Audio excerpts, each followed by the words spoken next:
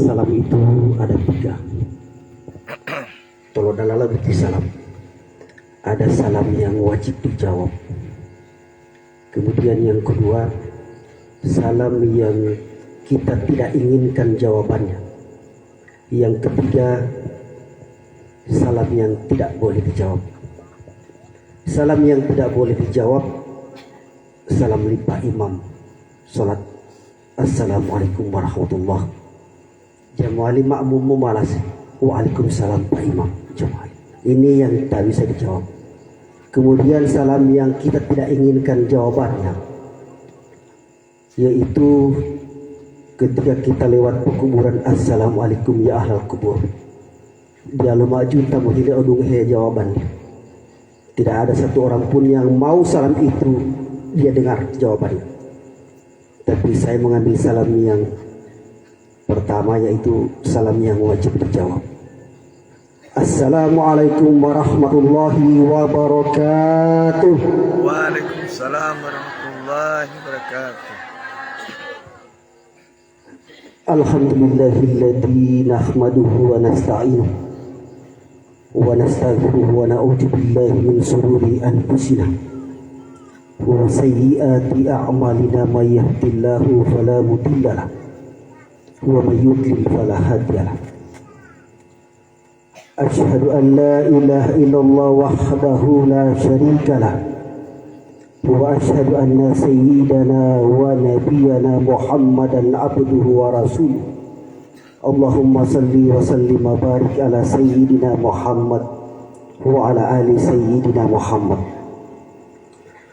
Wa qala Allah ta'ala fi kitabihil karim, a'udzu billahi minasy syaithanir rajim, bismillahirrahmanirrahim. Ya ayyuhalladzina amanu ista'inu bis-sabri was-shalah innallaha ma'as sabirin. Wa qala idan tabarakalladzi biyadihil mulk wa huwa ala kulli syai'in qadir alladzi khalaqal mauta wal hayata liyabluwakum ayyukum ahsanu amala wa huwal azizul ghafur. Sadaqallahul azim. Yang kami hormati pemerintah desa Pulubala yang pada kesempatan malam hari ini diwakili oleh beliau Bapak Sekretaris Desa, yang kami hormati kepada dusun 6 yang sempat hadir bersama-sama dengan kita, yang kami hormati imam-imam wilayah, pegawai syar'i, tokoh agama, tokoh masyarakat, Bapak Ibu sekalian yang hadir di tempat ini tanpa terkecuali, insya Allah sama-sama dimuliakan oleh Allah Subhanahu wa Ta'ala. Amin ya Rabbal Alamin. Wabil khusus buat keluarga yang berduka 6 hari yang lalu. Kalau kita hitung malam, berarti baru 6 hari, 6 malam. Kalau kita hitung harinya, besok 7 hari. Insya Allah beliau suami almarhumah bersama anak-anak beliau yang ditinggalkan selalu diberikan kesabaran, tabah atas ketetapan Allah Subhanahu wa Ta'ala. Hadirin jamaah tajiyah rahimakumullah. Tauhito donggoto bele, inti muara donggoto bele. Akal kita ini berputar. Apakah kita akan datang memenuhi undangan atau tidak? Jadi dia bukti akal. Monade. Karena Mongol monade. Akal berputar, kemudian yang memutuskan itu adalah hati. Ternyata diputuskan oleh hati, oleh nafsu kita, pona amota. Makanya kita mesti bisa hadir pada malam hari ini. Dan setiap langkah kita menuju ke tempat ini dijelaskan dalam Al-Quran. Wa naktubu ma qaddamu wa asarahum. Kami tulis langkah-langkah tapak kaki kalian. Mulai dari rumah, kanal tiju mau tabu pahala liyo. Mau dapat pahala menghadiri undangan, kemudian mendapatkan pahala saling mendoakan, kemudian termasuk silaturahmi. Maka akal ini berputar kemudian diputuskan oleh hati. Wanu pilutusan lo napusu Bapak Ibu sekalian jangan hadir, maka kita tidak sempat hadir. Coba kita lihat awal mula penciptaan akal dengan nafsu bertentangan sekali. Pertama, Allah Subhanahu wa taala menciptakan akal lipo. Ketika Allah ciptakan akal, setelah tercipta akal ini kemudian Allah memanggil akal. Wahai akal, kemarilah menghadap aku. Kemudian setelah akal ini menghadap Allah Subhanahu wa taala, ditanya oleh Allah. Apa kata Allah? Man ana wa man anta. Siapa aku kata Allah dan siapa engkau? Saat itu juga akal ini menjawab. Walau akalimah. Anta Rabbi, engkau adalah Tuhanku, wa ana abduka dha'ifu, dan aku hanyalah hambamu ciptaanmu yang lemah. Ini proses penciptaan akal. Kemudian apa kata Allah terhadap akal? Sesungguhnya aku tidak menciptakan makhluk yang sebaik-baik engkau. Maka jamaah sekalian, wanu akali olando mabiyahu dijelaskan beberapa kali dalam Al-Quran, afala ta'qilun. Apakah kalian tidak berpikir? Beberapa kali dijelaskan dalam Al-Quran, afala tatafakkarun. Makanya ketika akal kita tidak sehat, maka semua amal ibadah yang kita lakukan itu tidak ternilai di hadapan Allah Subhanahu wa ta'ala. Kemudian proses penciptaan nafsu. Selesai Allah menciptakan akal, kemudian nafsu yang Allah ciptakan. Setelah tercipta, Allah Subhanahu wa ta'ala ini tak bisa diragukan. Wanu yang dikehendaki oleh Allah hanya bisa berkata innama amruhu idza arada syai'an ayyakuna lahu kun fayakun. Jadi, tetapi yang harus kita ingat, manusia itu jalan masuk kun fayakun. Masih diproses. Mulai dari akal, nafsu. Tidak termasuk di kun fayakun. Setelah Allah Subhanahu wa ta'ala menciptakan akal, barulah nafsu Allah ciptakan. Setelah tercipta dengan kuasa Allah Subhanahu wa ta'ala, ditanya mailin dulu ya. Badilu upuluh itu dulu malato akali enti. Wahai nafsu, kemarilah engkau menghadap aku. Pokoknya buti nafsu tidak menjawab. Kemudian Allah bertanya kepada nafsu, man ana wa man anta, tatonu wa tatonu ya, kata Allah Subhanahu wa ta'ala kepada nafsu.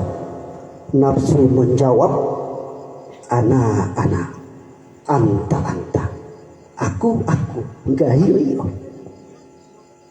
Kemudian saat itu juga Allah murka terhadap nafsu, memerintahkan malaikat, wahai malaikat, bawalah dia ke neraka, siksa dia selama 100 tahun lamanya. Siksa selama 100 tahun lamanya. Setelah disiksa, dibakar selama 100 tahun, dijebloskan ke dalam neraka jahim yang paling dasar selama 100 tahun. Kemudian diangkat oleh malaikat, kemudian diinterogasi kembali oleh Allah, ditanya, man ana wa man anta, tatonu wa utatonu. Lagi-lagi nafsu tidak menjawab apa yang diharapkan oleh Allah. Saudara, Allah telah mengetahui apa jawaban nafsu ini. Tetapi ini menjadi pelajaran Bapak Ibu sekalian. Man ana wa man anta, siapa aku, siapa engkau? Nafsu kembali menjawab, ana anta gawa engkayu. Hadirin jamaah rahimahullah, kembali lagi Allah murka terhadap nafsu. memerintahkan malaikat, wahai malaikat, angkut dia.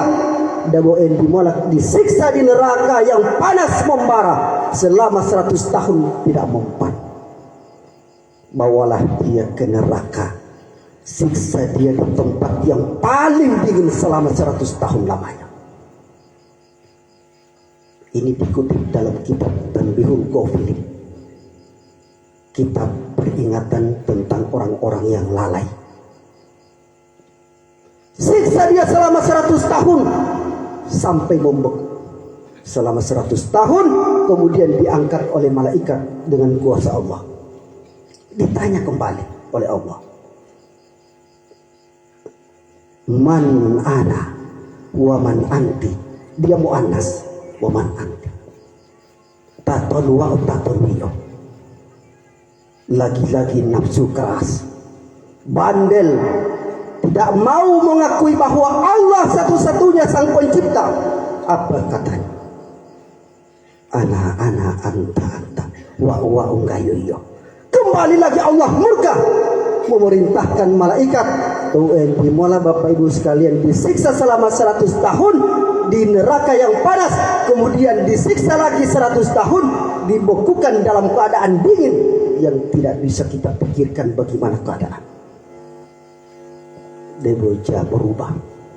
Allah memanggil malaikat, wahai malaikat, bawa dia, siksa dia ke tempat, ke neraka yang bernama neraka Ju'wal Atos, yaitu neraka lapar dan haus. Siksa dia selama 100 tahun lamanya. 100 tahun. Dipelidung ke 100 tahun. Nafsu itu tidak mampu. Melolong dia berteriak kepada Allah, ya Rabbi, aku tidak mampu engkau siksa di neraka Ju'wal Atos, neraka lapar dan haus. Keluarkanlah. Dikeluarkan oleh malaikat. Ditanya oleh Allah, man ana wa man anta. Siapa aku dan siapa engkau? Di mata itu Bapak Ibu sekalian, nafsu menjawab, anta Rabbi, engkau adalah Tuhanku, wa ana abduka dhaifu, dan aku hanyalah hambamu yang lemah, yang tidak mempunyai apa-apa. Hadir jamaah rahimakumullah, apa yang harus kita simak daripada penjelasan di dalam kitab Tanbihul Ghafilin ini? Coba kita lihat. Walaupun tadi akal itu, kalau kita berpikir kemudian didorong oleh nafsu, maka itu yang positif. Tetapi sebaliknya, kalau sudah didorong oleh hawa nafsu, maka dia akan mengajak kepada kemaksiatan kepada Allah Subhanahu wa ta'ala. Makanya Bapak Ibu sekalian, diwajibkan kepada umat-umat ini, kepada hamba-hamba Allah ini, wajib kita berpuasa. Puasa Senin, Kamis sunnah, tetapi dia bukan hanya menahan lapar dan haus. Puasa di bulan Ramadan jaba molahangi to angaw polang, tetapi menahan mengekang hawa nafsu agar dia lunak setelah hari-hari itu. Karena nafsu ini jamulahiyat to hawa. Kalau ada hawa, dia nafsu. Kemudian kendaraannya dia ditunggangi oleh syahwat.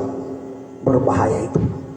Mataya lo syahwat. Makanya kata para ulama, Bapak Ibu sekalian, maksiat yang paling nikmat yang dilakukan oleh seorang hamba adalah maksiat yang didorong oleh hawa nafsu. Didorong oleh hawa nafsu. Maksiat yang terlezat, yang ternikmat, yang manusia buat, yaitu maksiat yang didorong oleh hawa nafsu, bukan nafsu. Wanu nafsu tidak dihilangkan, tetapi dibatasi. Nafsu makan, nafsu minum, nafsu tidur, nafsu syahwat terhadap suami istri, bukan istri orang, bukan suami istri. Ini yang harus dikekang.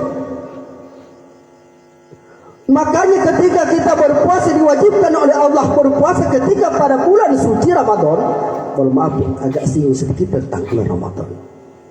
Bukan hanya untuk menahan lapar dan haus. Makanya Rasulullah mewanti-wanti para umatnya, jangan sampai kalian hanya bisa menahan lapar dan haus saja, tetapi tidak bisa mengekang hawa nafsu. Jadi itu pembelajarannya setelah berpuasa. Kemudian setelah puasa itu bagaimana nafsu itu bisa kita kekang. Ini yang pertama. Hadirin jamaah rahimakumullah. Kemudian setelah Allah Subhanahu wa taala selesai menciptakan makhluk yang sangat indah ini, akal dengan nafsu. Kata para ulama, berbahagialah orang-orang yang bisa mengekang hawa nafsunya untuk berbuat kemungkaran kepada Allah Subhanahu wa taala. Berbahagialah orang-orang yang bisa mengekang hawa nafsunya ketika berbuat maksiat. Dia takut. Taqullah diulang-ulang dalam Al-Quran. Takutlah kalian kepada Allah Subhanahu wa ta'ala. Ini yang pertama. Kemudian setelah Allah selesai menciptakan dua makhluk yang indah ini, masuklah ke penciptaan Nabi Adam alaihissalatu wassalam. Kita tidak bahas semua, tapi kita bersingkat waktu. Ketika Allah Subhanahu wa taala menciptakan Nabi Adam alaihissalatu wassalam, apa yang pertama kali? Beliau yang diciptakan oleh Allah yaitu jasad itu belum ada ruhnya, dipeluk jasad dulu. Kemudian setelah terbentuk ini patung yang sangat indah. Lam yakun sayan majkurah. Pada awalnya kamu bukan apa-apa dan bukan siapa-siapa. Surat Al-Insan ayat yang pertama. Bohuta, segenggam sekepal tanah. Kemudian Allah bentuk menjadi makhluk yang sangat mulia. Setelah terbentuk dia menjadi patung, menjadi manusia, di situ belum ada ruh. Kemudian Allah perintahkan malaikat untuk memberikan ruh kepada patung itu, kepada Nabi Adam alaihissalatu wassalam. Wa nafakhtu fihi min ruhi, tiupkan ruh ke dalam jasad itu. Bali tabulo mailo bolo biti Nabi Adam alaihissalatu wassalam. Ajib. Kemudian Allah menjawab, yarhamkallah. Makanya Bapak Ibu sekalian, wanulu tamobolo tertilindo. Kemudian dia sempat menyebut nama Allah. Kita dengar dia menyebut nama Allah ketika laki-laki yang mengucapkan alhamdulillah yarhamkallah wa nutiyo tabua yarhamkillah. Malam-malam bang pilo huwalingaliolo napasi upilo berenggiar itu tiap-tiap persendian berhenti di situ napas. Tiap-tiap lele tua lo berhenti itu. Wono wali di dalam pembahasan itu. Wono jai lo berhenti itu napasi ruh. Maka ju zaman letu lo butialu. Jamali mohili. Jamali letu lo ato.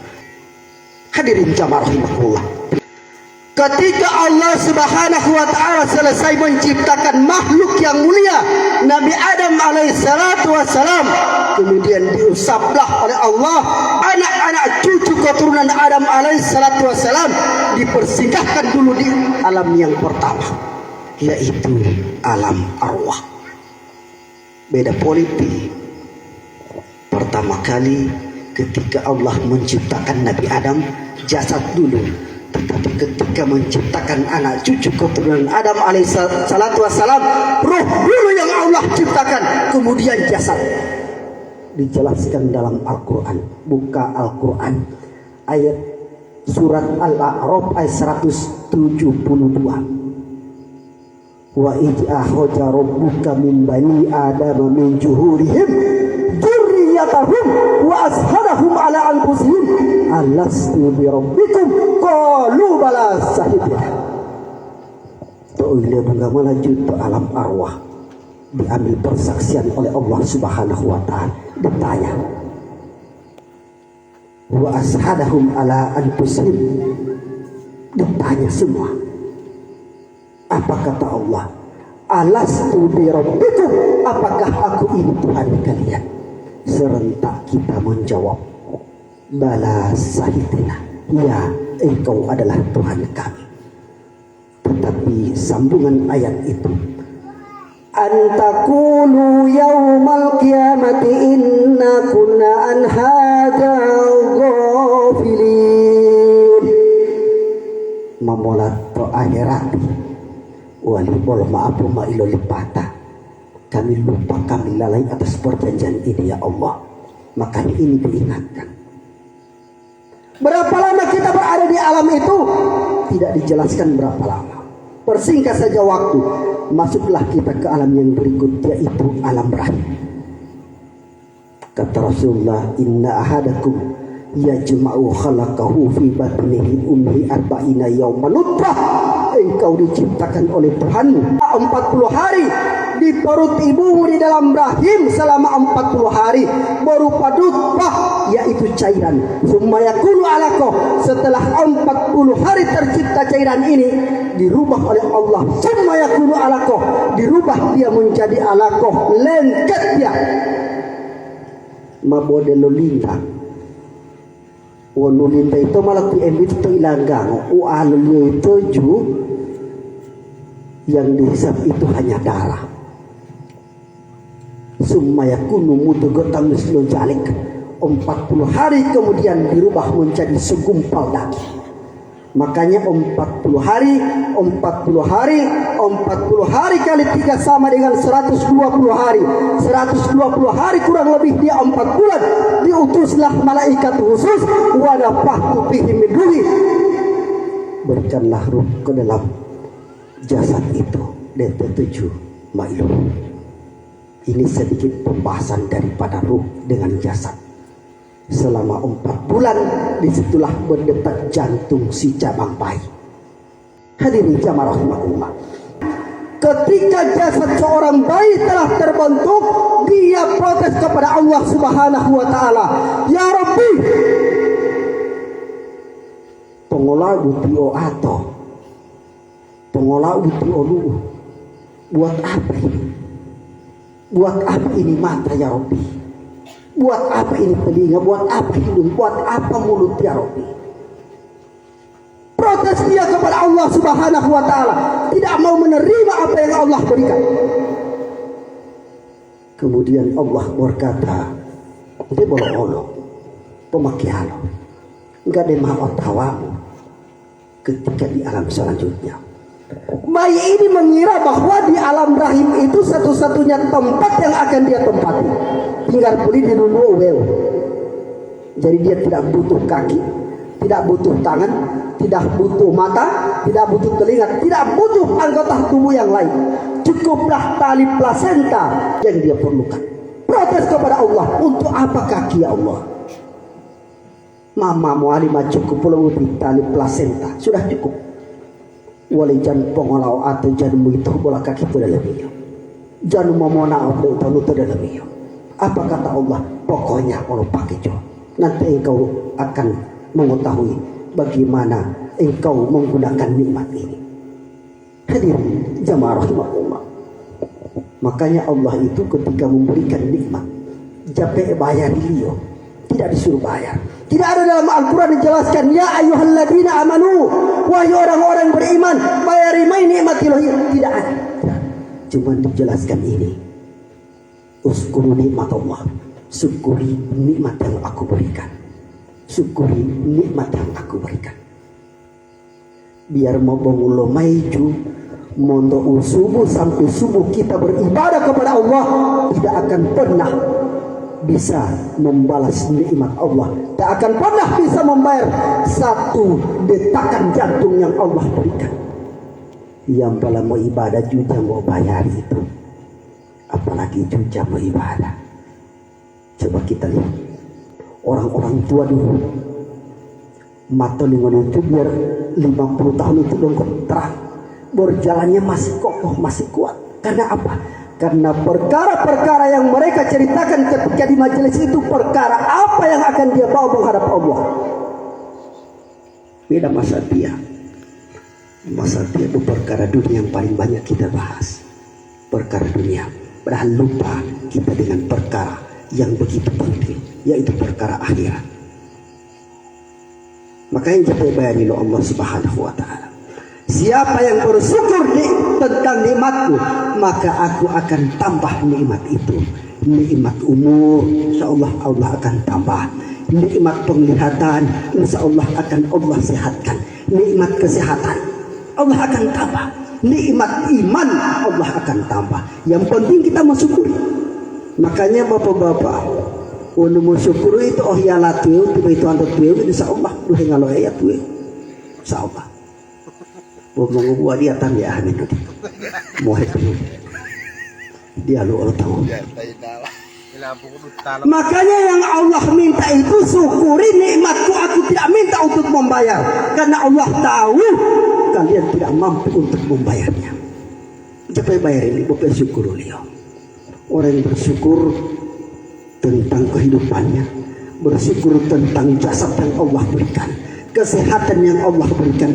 Ketika berkumandang azan di masjid, hayya 'alas shalah, dia datang untuk memenuhi panggilan Allah Subhanahu wa Ta'ala.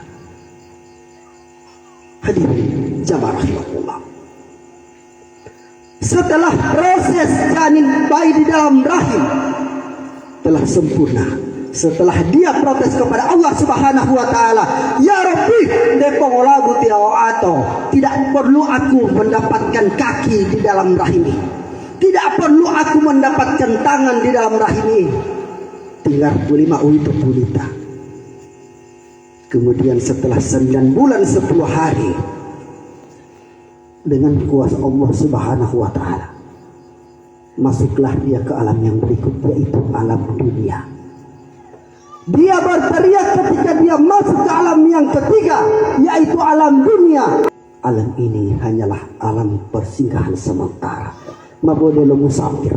Musafir itu orang yang berjalan, menempuh perjalanan yang jauh. Kata Rasulullah, engkau hidup di dunia ini bagikan seorang musafir yang lewat di pohon kayu yang sangat rindang.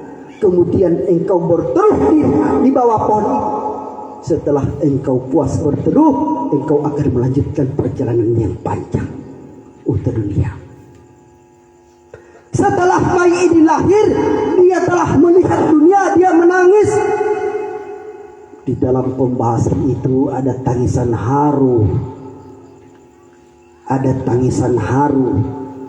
Ya Allah, kalau engkau tidak berikan kaki, bagaimana aku akan menjelajahi dunia yang kau ciptakan ini?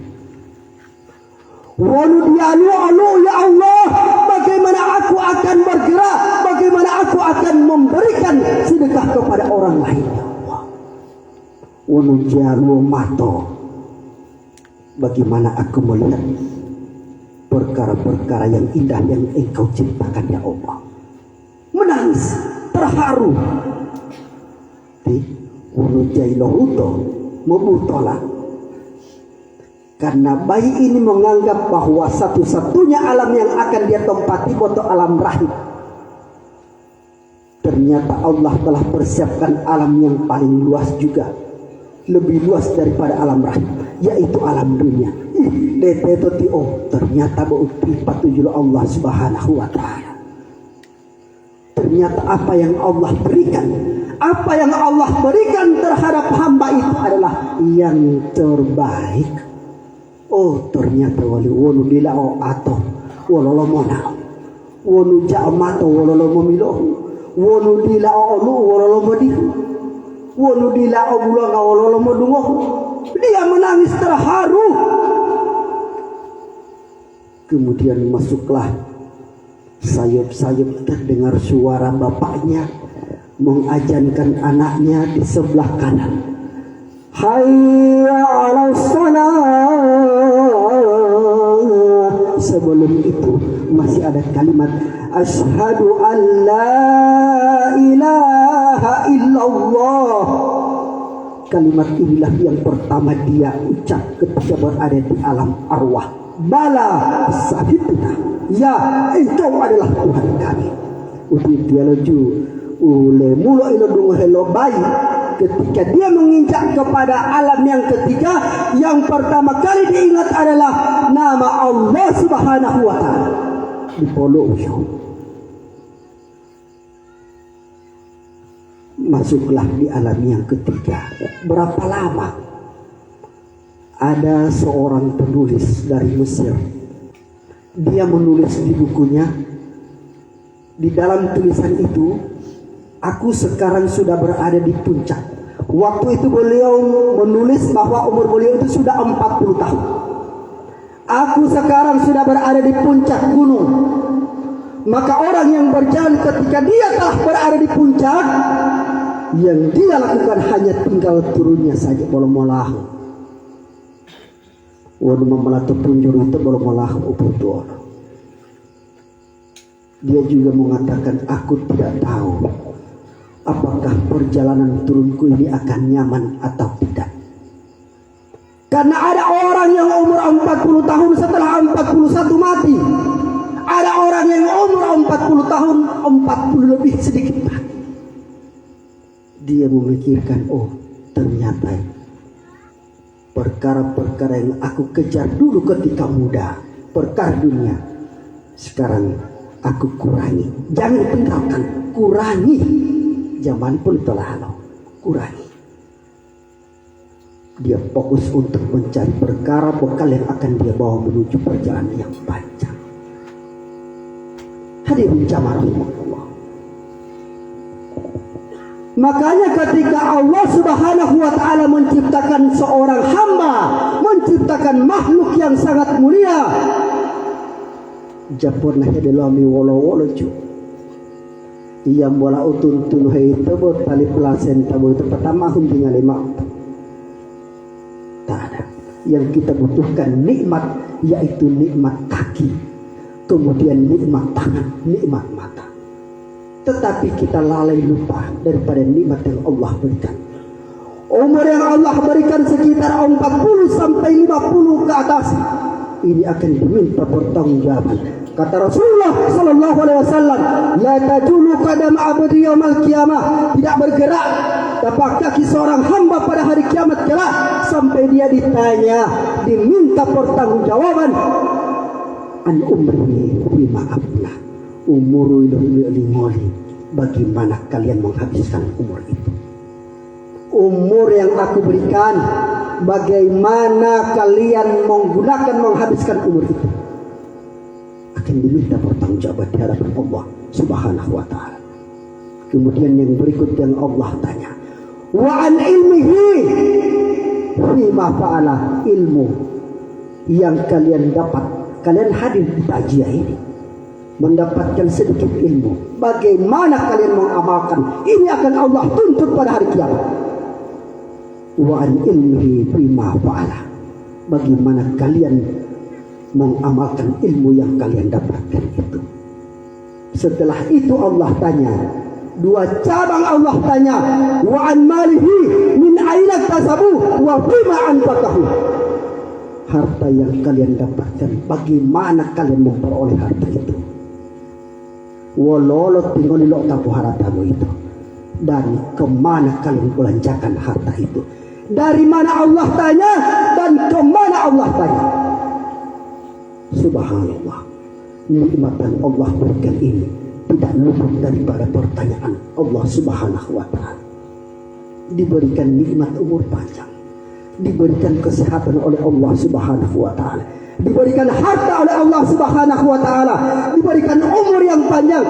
Kita tidak pergunakan untuk taat kepada Allah, menghindar daripada apa yang Allah murka, maka ini akan menjadi ajab yang berkelanjutan di alam barzah.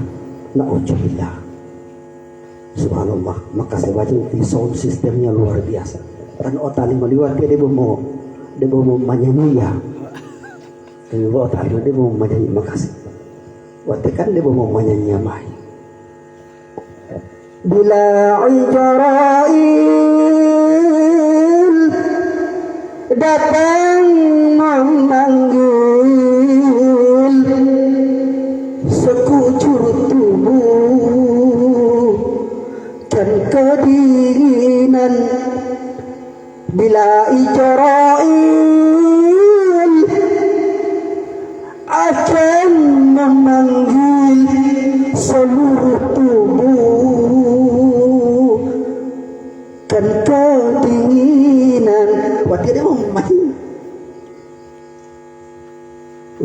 boleh terima panggilan. Ini semua ini. Orang kaya mati, orang miskin mati, ti ayah mati, ti seki mati, ustadz juga mati, imam-imam mati, yang kaya mati, yang miskin mati, yang pejabat mati, rakyat biasa akan mati, ustadz mati. Tedung wahai Allah Ta'ala cara mati bergantian boleh menerima panggilan.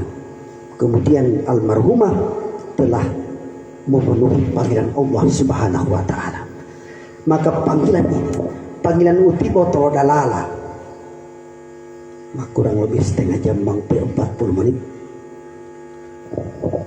Panggilan putih botol tolu, panggilan yang pertama yaitu panggilan yang istimewa.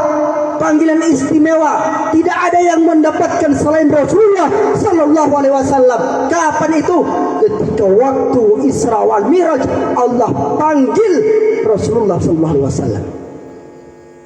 Bongota mendapatkan panggilan istimewa. Dia lu tahu. Kapan itu? Isra Miraj. Ketika berhadapan dengan arsy Allah, singgasana Allah, bersujud kepada Allah, duduk tahiyat di hadapan arsy Allah. At-tahiyatul mubarakatuh salawatu thayyibatu lillah.